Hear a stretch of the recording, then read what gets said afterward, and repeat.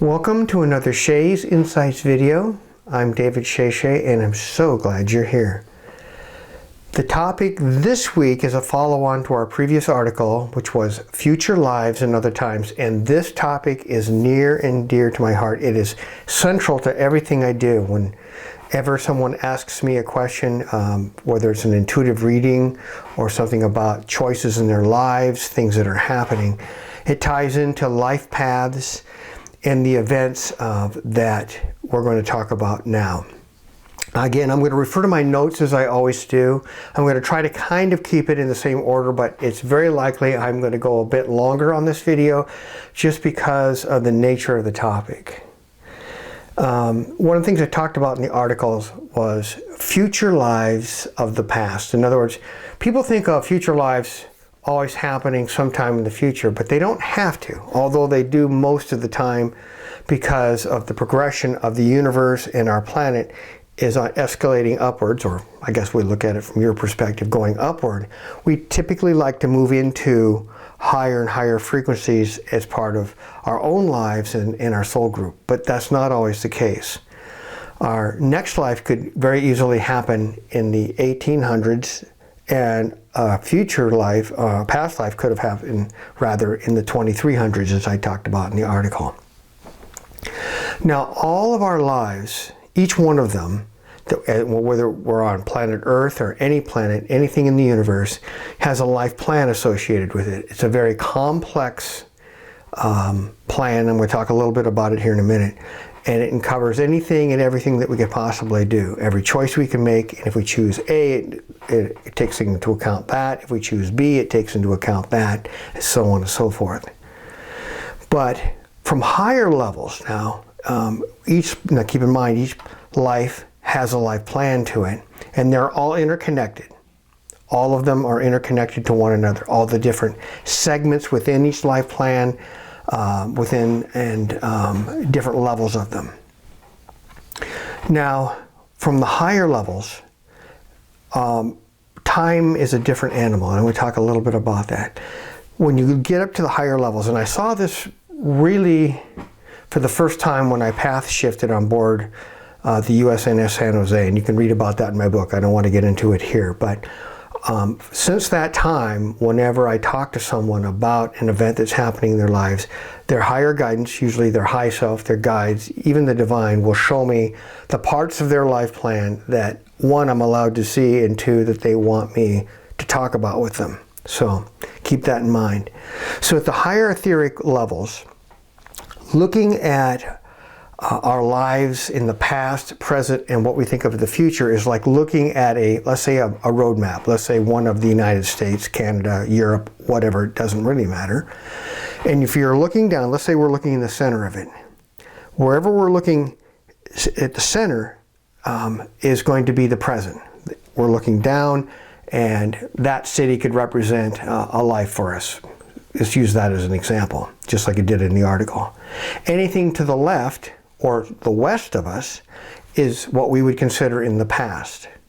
Anything to the right of us is going to be, or the east, is going to be considered in the future. And anything to the north and the south, just for our purposes, is going to be in the same time frame, just somewhere else within the same time frame. So with that in mind, we can choose to move into what we think of as the past for a future life, and there's usually a reason for it.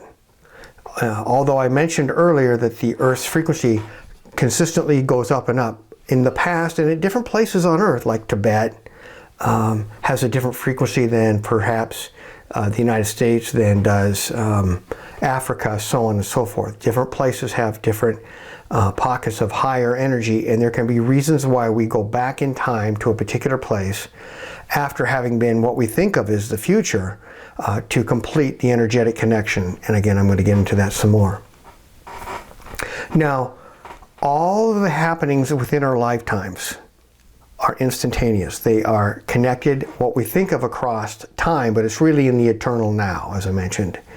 They're linked up, and they're linked up energetically and we'll call it frequency. I'm going to get into that some more.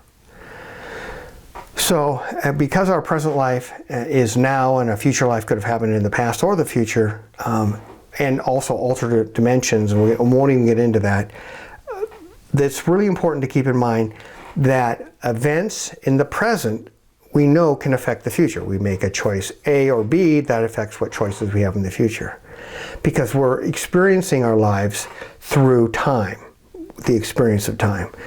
But at the higher levels, it's all in the eternal now. It's all happening at once. We just choose to experience them in a manner that's in a linear manner. So, because things are tied to the lessons that we learn, not necessarily the events of our lives, and those lessons have an energy to them, have a frequency and an energy to them, and our awareness has a frequency and an energy level to it. When those two match, when our awareness is at the same level as the frequency, let's say, of a challenge or a lesson before us, or greater, then insights can come in, and if we're ready for them and we choose to accept them, and bingo, we suddenly have an awareness. So we're going to talk about that. So because of this, because things are energetic and not based on time, what we think of as an event in the future, I guess I'm going to go on this side over here for you, in the future can affect something in the past. And it instantly happens and it ripples across the thing. So let's talk a little bit about the cause and effect. Again, a life plan that we have includes every possible choice that we could make and every outcome we could have. And our life plan isn't so much based on events, although oftentimes we have certain events planned within a lifetime because they coincide with key lessons that we are to learn. They're intertwined with one another, very much so for most people. So what we are here to do as an experience events, but get the learning. So let's talk about awareness and growth. I just mentioned earlier that our lessons have a certain frequency to them. There's an energy associated. There's a pattern with it too, but we're just going to keep it simple. And that frequency it has to do with the energy of the lesson and the awareness and the things that it's tied to. Our awareness, of course, once it reaches a level to where we can have the awareness to see the lesson for what it is, when we can suddenly say, oh, I get it. Boy, oh boy, now I get it. Didn't see it before, now I see it. Then what happens is that this will ripple through the timeline. I'm probably getting a little ahead of my notes here, but I'm going to do it anyway. So let's use the one that I used in the article, patience. Let's say, for example, for whatever reason, we have been really slow to learn the lesson of patience. We just, lifetime after lifetime, we just don't seem to get it. Our frequency, our awareness frequency has been low in previous lifetimes, including this one, let's say, for example, and therefore our rate of growth has been slow. So we've been moving along progressively through lifetime after lifetime, slowly learning the patience. But let's say, for example, that we suddenly realize that we're just going to go full hog wild on this thing, and we are just, we're committed. We're committed to our spiritual path, and we say, you know what, I'm just letting go of anything that inhibits me, and I'm going to do whatever I have to do to learn this lesson because I'm ready.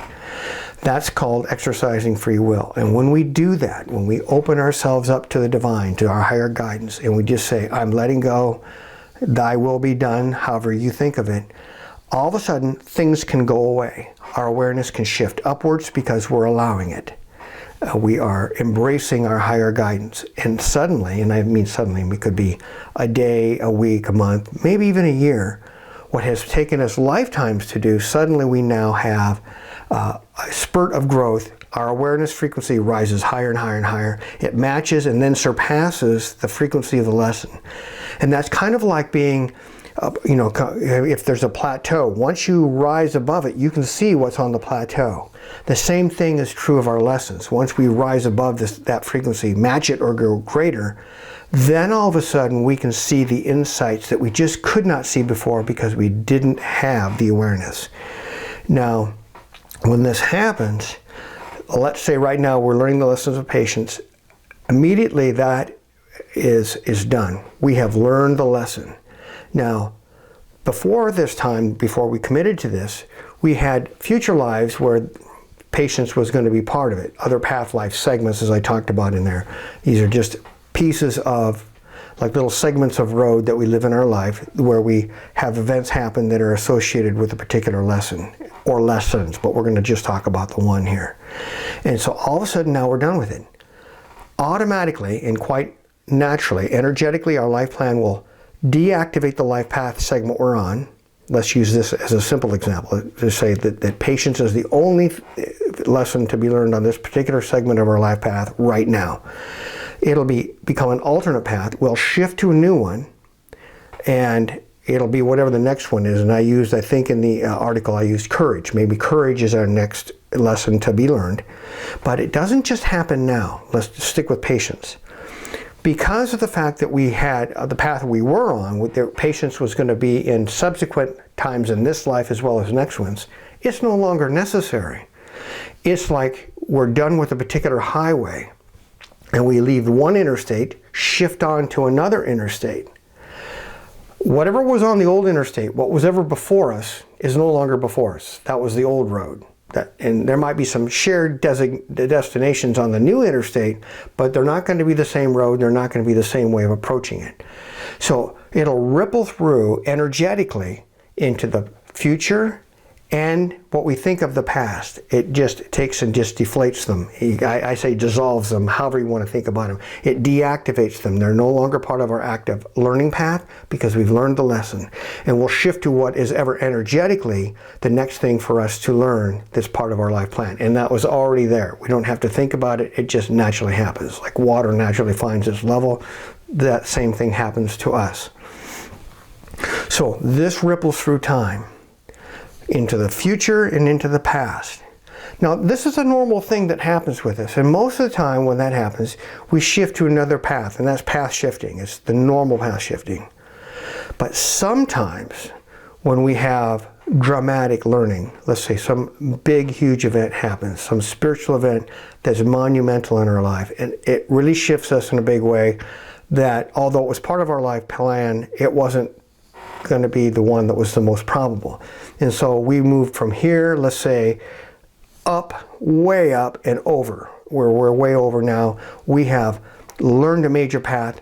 What can happen then is that we shift so many, we've learned such a big lesson, and it's affected us so profoundly that we shift to a whole new path that is dramatically different. And just like a road, not only as we shift to a new road, let's say that new interstate, there's new destinations in front of us. There might be some of the similar towns, but we're going to approach them differently. But that road also has a different history. What was behind us, the roads that were behind us on this new interstate, are different than they were on the old interstate. And the same thing is true of a life path. So when we have a dramatic life path shifting event, like I did on board the ship, and you can read about it if you wish, it was pretty dramatic. Our history can change because that new path may not have all of the same shared history. And I've had this happen time and time again. Deborah's had it happen too. I'm very careful when I talk about historical events anymore because path shifting is happening quite a bit for me nowadays. And we'll talk about that near the end here, because it's going to accelerate as we get further and further along in our spiritual path, because just like a snowball, but in a good way, things happen quicker. But anyway, I'm never sure if some famous actor or someone I knew is still living, not living. I'm not sure if an event happened the way I remember it, because under this new path, things could have happened differently, and this has happened repeatedly. So that's what's happening when we talk about future lives in other times. And it really is future lives, present lives, and past lives. They're all linked in this, and they're all based on, energetically, the lessons we have to learn and our awareness that allows us to learn those lessons. And again, it'll ripple through time.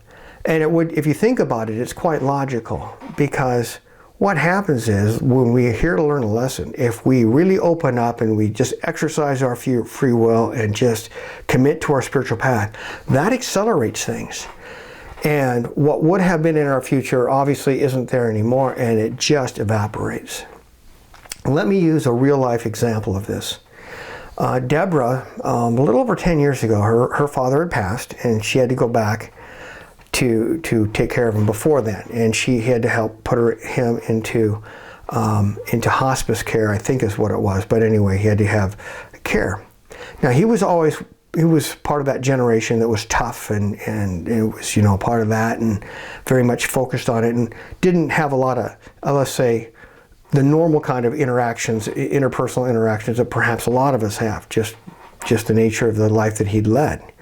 But in those last few weeks, Deborah had taken and put him into care, and because he had I think, a heart attack, and it affected his memory, as he let go of his memory, he also, just like with people who have Alzheimer's, he dropped away all those energetic connections, and he let go of so much stuff, and he shifted upwards. And what happened, and I got to see it, was these future lives that he was going to have were no longer necessary. He had let go of them. And his in-between lives were even going to change. The lessons that we learn and the training we get in between lives had changed, because he had chosen at this level, which is the harder level, the more challenging place to learn is right here in the universe, had done it. And it's, thanks to Deborah doing what she did and spending the time, and just a whole bunch of serendipitous events coming together to allow him to shift majorly upward, and it was dramatic. But that can happen to us as well. Now, the other thing that'll happen too, because as with most things in life, one lesson usually is related to another lesson. So let's say we learned that lesson of patience. We learned it in a big way. Now, and when we've shifted to courage. And while we're moving on to courage, that rippling effect of patience is still going, what we think of in, I think that will call out the past for you, and the future lives through the life plans, because it's no longer something we need to do. But other things can happen at different levels of our being, where we become aware where we weren't before, and then we have aha moments of awareness in related issues of patience. And when that happens, after we have a major event, we typically, just like with an earthquake, but this is a good way, you have the major earthquake and then you have a few aftershocks afterward. You also have some more rippling effects that happen afterward as subsequent lessons at different levels of our being suddenly get learned, and those paths become deactivated or become alternate, and new paths become primary. Lastly, and I didn't exactly go in the order I was supposed to, and I apologize for that. I went out of order, but just the way it happened. Our lessons also get broken up into different functional areas of our life. You could have this lesson of, again, patience could be, one thread could be at work, one could be with interpersonal relationships, another one could be in social settings. And they're all different facets or different perspectives on learning patience. And what that does is we're exposed to the lesson in different ways, just like different learning styles or paradigms, and it helps us learn faster.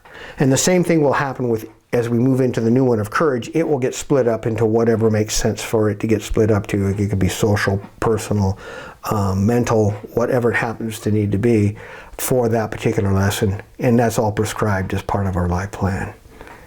Now, as I mentioned about halfway through this, as we get to the point in our lifetimes where we're wrapping it up, and a lot of the people watching this video, and I've seen this very much in these Renaissance times, the spiritual Renaissance we're in, and all of you know that's how I think of it, and it really is. These accelerated times of energies.